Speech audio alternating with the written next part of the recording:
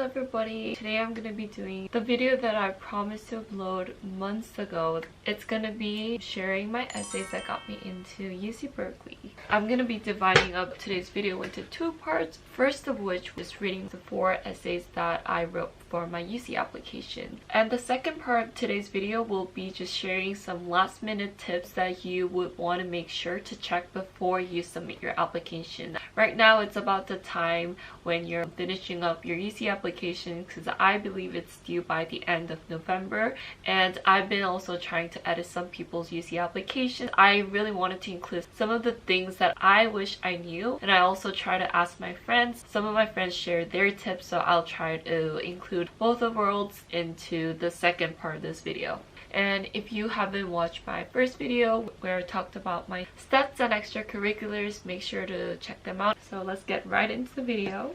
So I'm currently pulling out my application. First prompt was, describe an example of your leadership experience in which you have positively influenced others, helped resolve disputes, or contributed to group efforts over time. So here goes the essay part. From a young age, I've always loved helping people, whether I was staying after school to help classmates understand math concepts or assisting elderly ladies at church. I found joy in aiding others.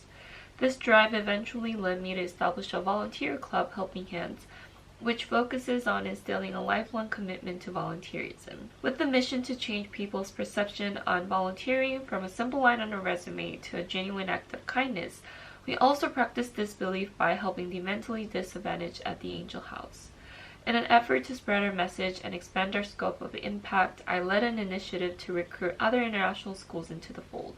As a first step, I created the International Volunteer Coalition, a consortium of like-minded students from other international schools in Korea, where we can share experiences and learn from educational seminars and discussions. Organizing an event that brought together about 30 people from 4 schools, while a challenging experience, was nonetheless extremely rewarding.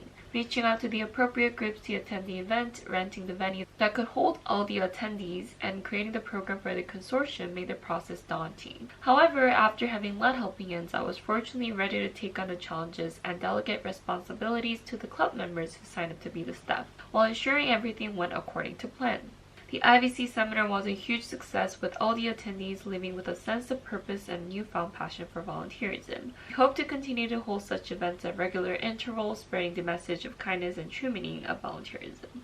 While putting together this event, I've learned what it means to lead by example instead of simply giving orders, and it made me realize that there's a lot of demand for spreading positive messages in our community, which is truly inspiring. I look forward to bringing this knowledge and passion for organizing edifying events to spread the message of volunteerism to enrich the community at University of California as well. I'll try to do like a short recap for each essay. This one was about my leadership experience, and here I talked about 2 events actually. I talked about Helping Hands and International Volunteer Coalition, which were actually on the same page in terms of its values and meanings. So if you want to learn more about what they actually are, check out my extracurriculars video, which will be linked in the description box as well. And we're moving on to the second prompt, which is, every person has a creative side and it can be expressed in many ways: problem solving, original and innovative thinking, and artistically, to name a few. Describe how you express your creative side. Creativity to me means the ability to see mundane, everyday things under a new light. A camera is my tool to see the world with different physical and mental lenses. Through this complex lens, I can capture the details of my daily life that are often overlooked without second thought. I've been drawn to capturing the beauty of the clouds and skyline through photography ever since I was young. Observing the ever-shifting shades of the colors in the sky is fascinating to me. Out of everything, the most amazing thing about the sky is that it is never the same. Even when it looks still, if you pay close attention, you will notice that the clouds are constantly shifting. Yet when I capture that split moment with my camera, the memory of the day freezes the moment forever. During my junior year, I discovered that there were many passionate photographers at our school. I wanted to create a platform for all of us to share our creativity through our photos, so I founded a photography club, Frame. Even though taking a photo might seem simple, it actually requires a lot of technical knowledge and skill to capture the right image. There are limitless combinations of aperture, shutter speed, and ISO. Each can create a completely different image. Through our regular club meetings, we explored the different techniques of photo taking, discussing why we like photography or how multiple photos of the same subject can often convey different messages. In the process of sharing photography among ourselves, we also came up with an idea to organize a photography contest at our school, having a theme of daily life. Through the contest, I was able to see what others consider special in their daily lives. The roads on their way home, the stream of the light behind her hand, and a street with Christmas lights. The joy I felt in organizing the contest made me realize that I thrive on creating outlets for people to share their creativity while also sharing mine. Here I'm talking about how I really like being creative and taking pictures, and made another organization for people to share their creativity as well. The third prompt is, what would you say is your greatest talent or skill? How have you developed and demonstrated that talent over time? I've been told I have a talent in mediation where I'm able to stand my ground as to not dilute my decisions simply based on others' input, while still being able to take into account the valid points to make an efficient, fair decision. I suspect this is rooted in my upbringing, born under parents with totally opposite personalities. I've always listened to both perspectives. Furthermore, my parents are direction teachers, not stereotypical direction givers. Listening to multiple perspectives and establishing my own opinion based on diverging input has become second nature to me. As I became the editor-in-chief in our school's newsletter, I often had to make decisions whenever there was disagreement. At that particular time, we were going through a slump due to an ongoing debate on whether the newsletter should have digital copies or continue with paper copies. While I personally thought it was time for us to transition into a digital format, I wanted to take everyone's opinions into account. Through talking to those who were against digital copies, I was able to appreciate their concerns of breaking the tradition of publishing in paper and mailing to households, as well as a legitimate fear that people may not read our newsletter anymore since they can simply ignore our emails. However, creating a digital version could save time for the writers to focus on the content rather than the administrative work required to print, address, and mail each copy, which was the most time-consuming part of our process. After carefully weighing the pros and cons, I came up with a compromise to publish digitally for the first time in our school's history, while still having physical copies in some of the classes. This cut down the production time by half, while we reached more readers due to the ease of access. I believe my ability to listen to others' opinions and combine valuable arguments with my own helped me make impactful decisions that led to the best possible solution for our group. So yeah, this is very straightforward. I talked about one of my other experiences, again, newsletter, and how my skills in mediation and decision making have come to play in this particular experience. Finally, the last prompt, it is, describe how you have taken advantage of a significant educational opportunity or worked to overcome an educational barrier you have faced. During my junior year, I worked tirelessly to turn what was once a small volunteer club that I founded, Helping Hands, into a non-profit organization. Even though this required a lot of official paperwork, the whole process was a great joy for me because I could feel the changes in people's minds after listening to the message we wanted to spread. Although Helping Hands have become a registered business and raised over $1,700 on our latest project, I wanted our main goal to be sharing our vision, raising awareness of the importance of volunteering, not just to raise money. In order to do this, the interns of Helping Hands and I conducted extensive market research to choose the most impactful and efficient crowdfunding platform to ensure that the consumers actually read our mission statement before making the purchase. Throughout the process, I was intrigued by how interrelated decision-making is both for the business and the consumers. As I was launching the product for fundraising, I felt I needed more guidance in entrepreneurship, negotiations, and leadership to lead Helping Hands more effectively. In that endeavor, I got in touch with a professor, an expert in negotiations. Throughout the mentorship I had with her, I learned how to negotiate and apply various psychological concepts that influence decision-making in business settings, such as best alternative to negotiated agreed non-short for BATNA and zone of passable agreement as known as ZOPA. As I was getting advice on negotiation strategies in directing and leading, I was also able to discuss my growing interest in understanding human behavior with the professor, and I began reading books such as The Upside of Rationality, Why We Sleep, and Nudge to learn more about behavioral decision making. I believe there's a lot more to be discovered in the area where business and human decision making can come together. This educational opportunity that I had with the professor inspires me to combine two of my main interests in a unique and helpful way to make a positive difference in my community to this day. So yeah, that is the end to the 4 essays that I submitted to the UCs. hope they give you some helpful insights in regards to how you should frame the essays, or how much of the experience you should talk about, or how much of the message you want to convey. I know it is very cliche and it is not one of the tips that I'm really sharing, but people always say show, don't tell, and I feel like always drawing examples from your own experiences instead of just like stating it as facts is more impactful in order for the audience to listen to your story, which will be the admission officers in college applications case. I've brainstormed some of the hot tips I wanted to share on my iPad, and I'll be reading off from it. For me, I think I was in like this vicious cycle of just submitting applications thinking of supplemental essays, so I don't think I actually realized what the supplemental essays as a collective should do. Now that I'm reading these essays again and editing other people's essay outside of the high school senior perspective, I feel like it is crucial that you have sort of a unified message across these supplemental essays that you want to send. And in my case, I think it was leadership. I had a very strong theme of organization and leadership that were shown in each of these essays. I think it is crucial that you know what your strengths are and what your passions are. I understand that it is extremely hard to figure out what your strengths are when you're in that position, especially highly stressed in terms of COVID, college application, and just life in general. A way to go about this is you think about your passions, and most of the time your passions are your strengths.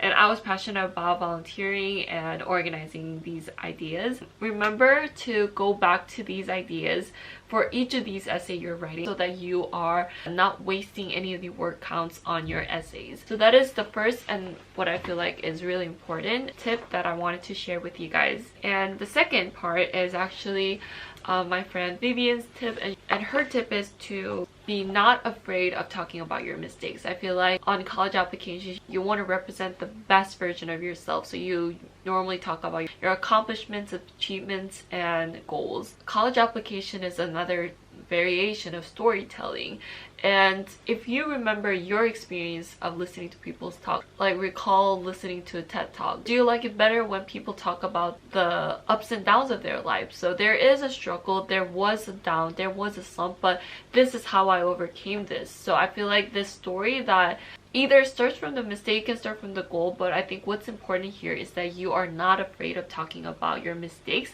and that you are being vulnerable to the readers. Senior year of high school, I listened to the TED Talk called The Power of Vulnerability, and I think it's really important, and I highly recommend it to anyone. Being vulnerable and not being afraid of sharing your mistakes is the second tip I wanted to share.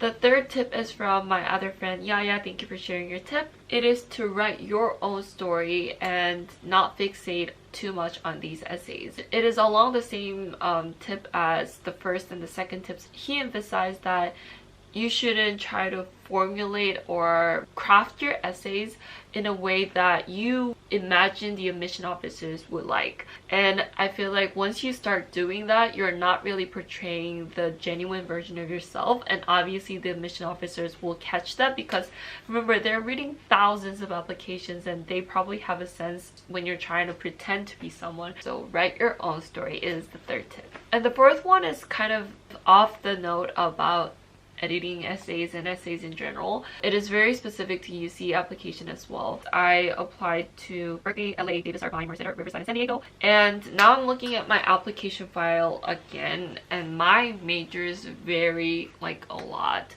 So Berkeley, I put undecided, intending cognitive science. Fun fact, I literally forgot what major I put for the Berkeley application, because initially major I put was the global management program for Haas, and I thought, I didn't really know how Haas applications worked. I didn't know you have to apply again once you're in Berkeley. So I was like, I'm gonna go to business school, because I submitted most of my applications as business majors then.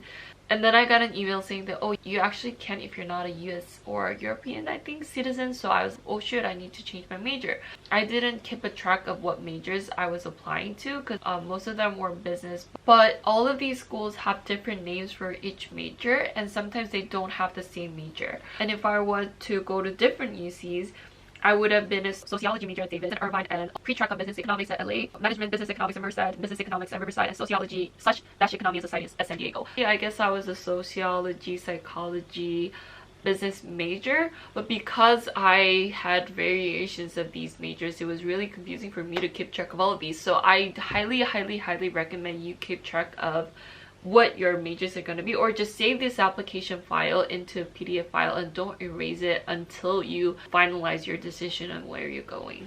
It might be extremely important if you're applying to scholarships or doing interviews after you submit your application as well. And the last tip of the day is going back to the essays discussion. I prepare the early applications, I early decision and early actioned a few schools, and I also submitted a bunch of applications during my regular rounds. So I don't really remember how many rounds of edits I went through with my college counselor, with my friends, with my family members, and everyone else I could talk to. But as much as it is important that you get feedbacks from other people, it is really important that you do not lose your voice. Given that this video will be up 2 weeks before the application deadline, from this point now on, you shouldn't ask more people to edit your essays. The more you ask more people to edit your essays, the more feedback you get, which is nice.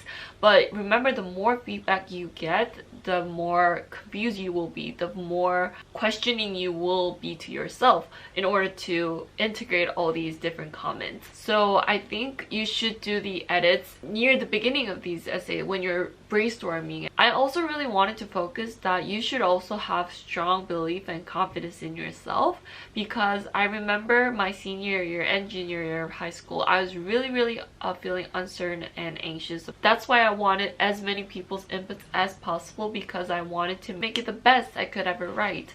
At the time, I thought asking more people for edits was the best possible solution. Have confidence, have belief in yourself. You have done this, and it is you who have done all these activities, have gone through all these experiences, and know you the best. Remember, you're the one who knows you the best. I know it is cringy and I can't stop smiling as I say it, but I think it's really important that someone tells you this, and I'm gonna be the one in this video. I hope today's video was helpful. I shared my UC essays and some of the tips that I wish I knew before submitting the application. And I think this also applies to other schools, not just the UC. So I hope this gives you a good insight of how you should finish up your application, and really good luck to anyone applying this year. Let me know in the comments section if you guys have any more follow-up questions, and I really appreciate some of you commenting on this section and messaging me privately on Instagram about questions or concerns you have, and feel free to do that. I really do hope that I could be helped in any way. So yeah, thank you guys so much for watching today's video, and I'll see you guys in my next video. Bye bye.